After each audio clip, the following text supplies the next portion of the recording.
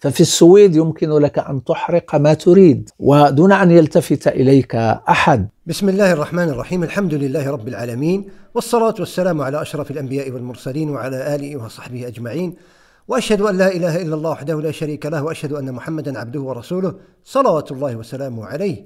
أما بعد، ما هي مناورة الواد سيد الشغال؟ كثير منكم ربما شاهد بعضا أو كلا مسرحية الواد سيد الشغال ببطولة عادل إمام. أترككم مع المقطع الذي أقصده من هذه المسرحية، والتي أخذت منه صورة هذه المناورة، مناورة الواد سيد الشغال. إنما أنت ما قلتليش أنت تبقى مين؟ يوم الأربع. هو ده يوم الأربع. أنت مين؟ بالليل. ما هو كان بالليل. هو اللي الأربع بالليل؟ وأنت أصلا مش واخد بالك؟ ما هو أصل المزلقان كان مفتوح ساعتها. كويس. في واد معدي بحمار. أيوه. في نفس الوقت الديزل معدي. الديزل ده كان فيه كومساري بيتخانق مع واحد ترزي. ليه بقى؟ الترزي كان قاطع درجة تانية وكومساري قفشه درجة أولى.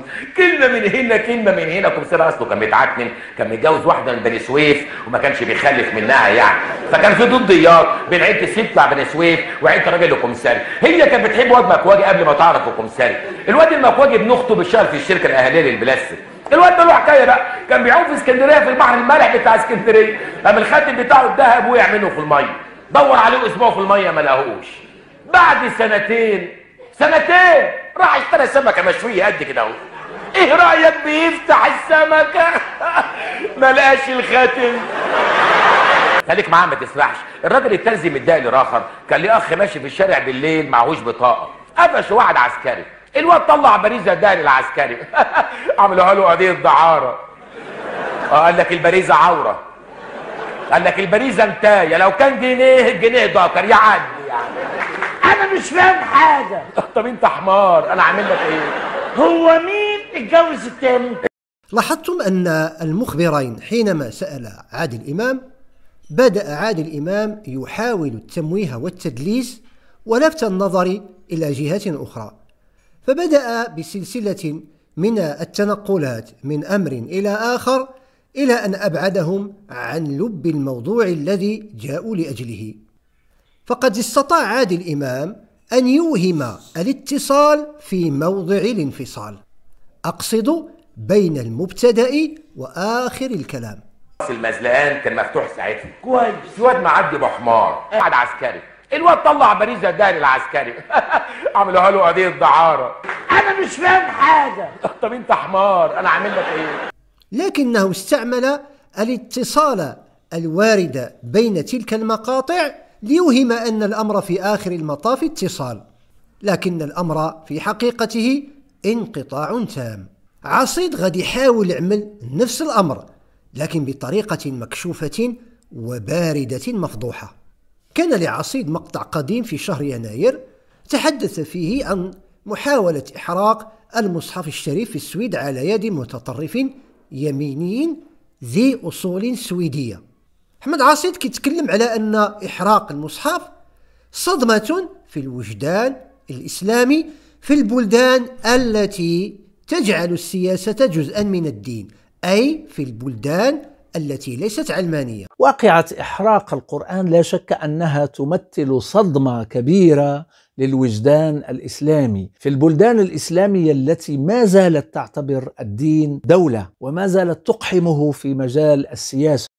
الدين عندنا دين الإسلام دين شامل للحياة، يدخل فيه كل شيء: السياسة والاقتصاد والاجتماع وعلاقات الناس بعضهم ببعض والعلاقات الدولية والقضاء والقانون. كل هذا يهيمن عليه دين الإسلام. الدين الإسلام يتميز عن غيره بشريعة شاملة لنواحي الحياة الإنسانية، لكن العلمانيين يقولون لنا: اجعلوا دين الإسلام هذا دينكم محصورا في المساجد والبيوت فقط، ولا تجعلوه حاكما على الأمور الإنسانية التي ذكرت كالسياسة والاقتصاد وغيرها.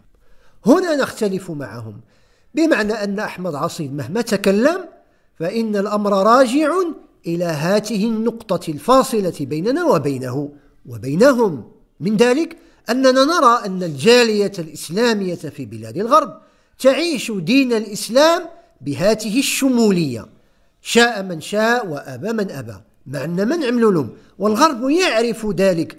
ولذلك اليمين المتطرف يفهم أن المسلمين في بلادهم في عاجل الأمر أو آجله سينشرون هذا الإسلام بهاته الشمولية، ولذلك يخشونه. لا يخشونه لأجل ما يدعيه عصيد من وجود التطرف والإخوان المسلمين والوهابية، وأنا لا أعرف ماذا يقصد بالوهابية والإخوان المسلمين، إنما يخشون من حقيقة الإسلام نفسه، مع أن من عمل لكم، مع أن من عمل لك عصيد، هكذا هو ديننا.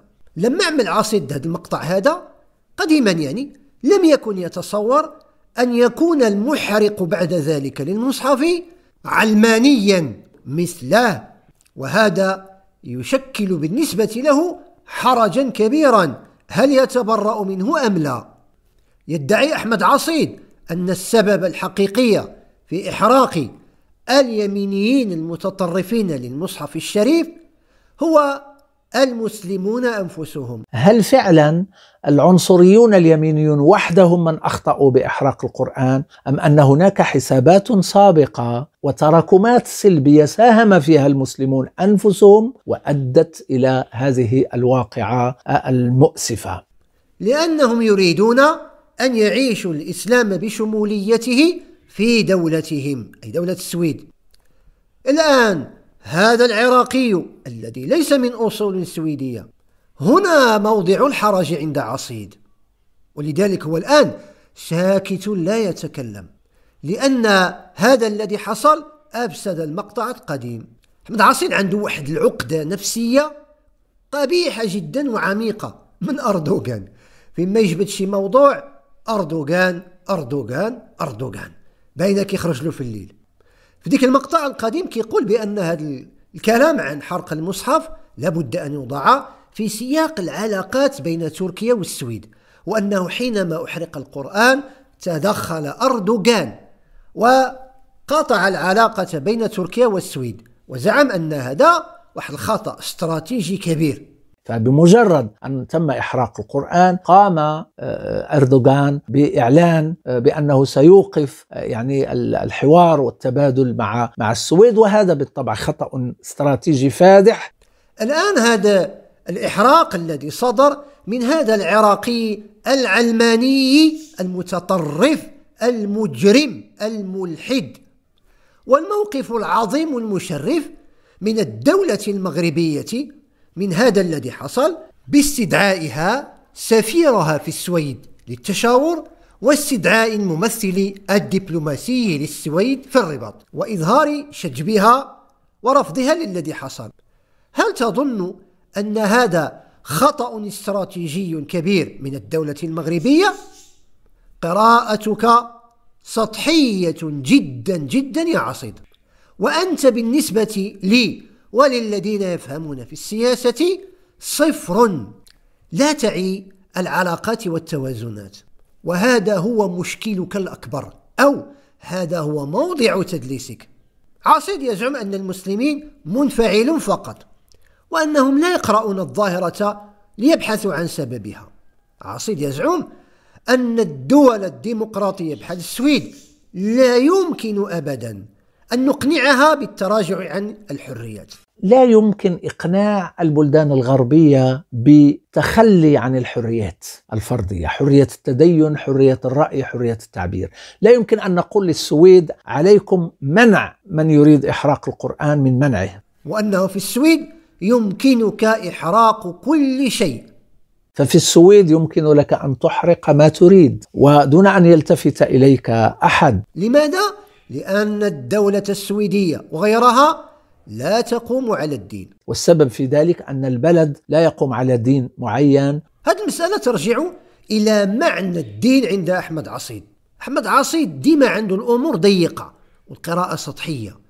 الدين يا عصيد ليس كما تفهم أنت بعقلك القاصر، فإن حرص السويد على اليورو دين، حرص السويد على العلاقات الاقتصادية والسياسية مع الدول الإسلامية دين، ثم أجي هنا يا عصيد، لا تستطيع الدول الديمقراطية التراجع عن الحريات.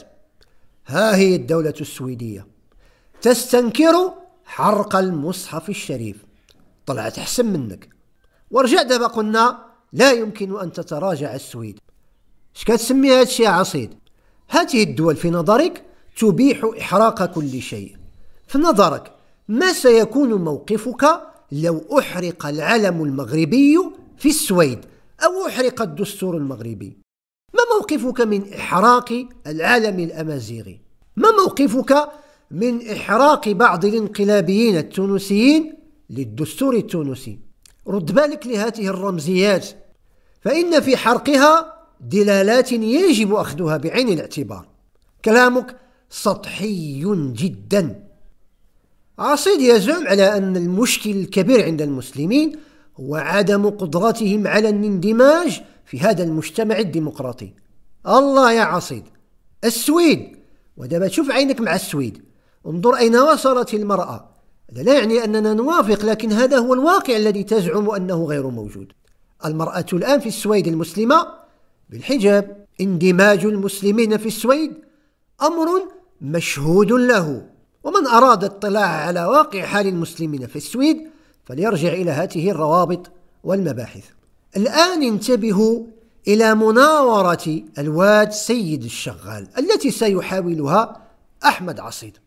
عصيد الآن يتحدث عن واقعة إحراق المصحف في بلاد السويد حيث المسلمون مندمجون ولا إشكال.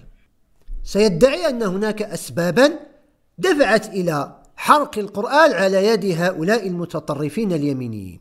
أولها وجود أحياء هامشية في باريس. ولكن علينا أن نفكر بتدقيق نوعا ما وبأمانة في جذور هذا المشكل. الجذر الأول لهذا المشكل هو إحداث الأحياء الهامشية للمسلمين في عديد من البلدان الأوروبية. أنا أعود لكم باش تحاولوا تفهموا الذي لا يفهم.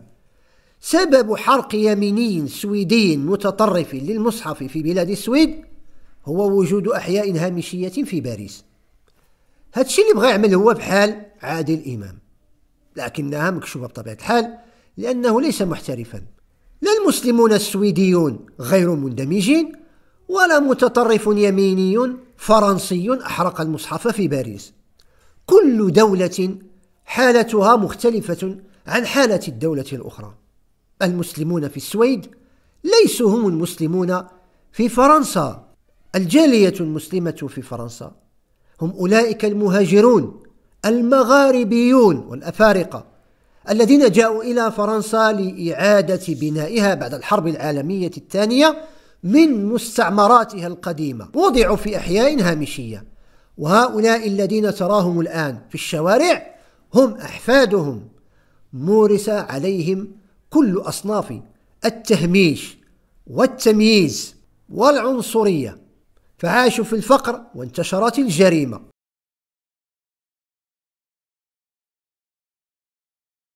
الغضب التي يظهرها أبناء الضواحي الذين يشتكون من التهميش ومن انعدام المساواة في التعليم وفرص العمل ومن الوصم الدائم بالجريمة والانحراف. ميشيل أونفراي أحد كبار متفلسفة فرنسا وأحد كبار المنتقدين للسياسات الحكومية الفرنسية يقول للدولة الفرنسية: توقفي عن نشر كراهية الإسلام. وليست هذه الأحياء أي لي بونليو ليست فقط موضعا للمسلمين المغاربيين الأفارقة، بل فيهم من الأفارقة المسيحيين والبرتغاليين والصينيين وغيرهم. السبب الثاني عند أحمد عصيد هو أن 90% من الجالية المسلمة في الغرب إخوان مسلمون أو وهابيون أو متأثرون بهم. عصيد مريض نفسيا في هذه الأمور. هضرا جوج الإخوان المسلمون الوهابية أردوغان ما تعرف شنو. المسلمين هنا لا أقصد مسلمي العالم، المسلمين في السياق الغربي والذين تبنوا بنسبة عظمى الإخوانية والوهابية التي أصبحت هي الإسلام أو الصيغة الوحيدة للإسلام في الغرب. ما هو الحل الآن عند عصيد؟ الحل هو أن تكون عندنا قراءة إنسية للإسلام. لابد من إضفاء نوع من الطابع الإنسي على الإسلام في السياق الغربي، لابد من نوع من الأنسنة، والأنسنة هنا أي أن نفهم الدين الإسلامي فهما إنسيا، وذلك باعتباره دينا شخصيا وليس مشروع دولة، أي أن يكون الإسلام علمانيا. ونحن نقول الحل أن يسكت أحمد عصيد وأمثاله لأنهم لا يعلمون ويصبون الزيت على النار. ثانيا، أن ترد الحقوق المنهوبة إلى البلاد التي استعمرها المستعمر. أن هذه الاحتفالات ديال المسلمين في كندا مثلا هي بفضل ديمقراطية هذه الدولة، حتى واحد ما كيقول أنها بفضل التسامح اللي عند الغربيين مع الديانات المختلفة، وحتى واحد فيهم ما قال هذا بفضل العلمانية، لأن العلمانية يعني كتسمح لجميع المتدينين أنهم يحتفلوا ويبانوا في الفضاء العام بالديانات ديالهم. وليست العلمانية هي التي جعلت هذه الدول تمكن المسلمين من ممارسة دينهم، بل الحسابات السياسية والاقتصادية مع الدول التي جاء منها هؤلاء المهاجرون. ليست العلمانية يا أحمد عصيد، قراءتك سطحية. السبب الحقيقي هي التوازنات السياسية والاقتصادية، المقاصد السياسية والاقتصادية، الربح السياسي والاقتصادي. هكذا تفكر هذه الدول النفعية. أما العلمانية حرك في كز الماء وشرب أنت. هذه هي مغالطة الواد سيد الشغال. قرصة ثالثة يا عصيد، وباقي إن شاء الله تعالى. اللهم صل على محمد وعلى آل محمد كما صليت على إبراهيم وعلى آل إبراهيم في العالمين إنك حميد مجيد.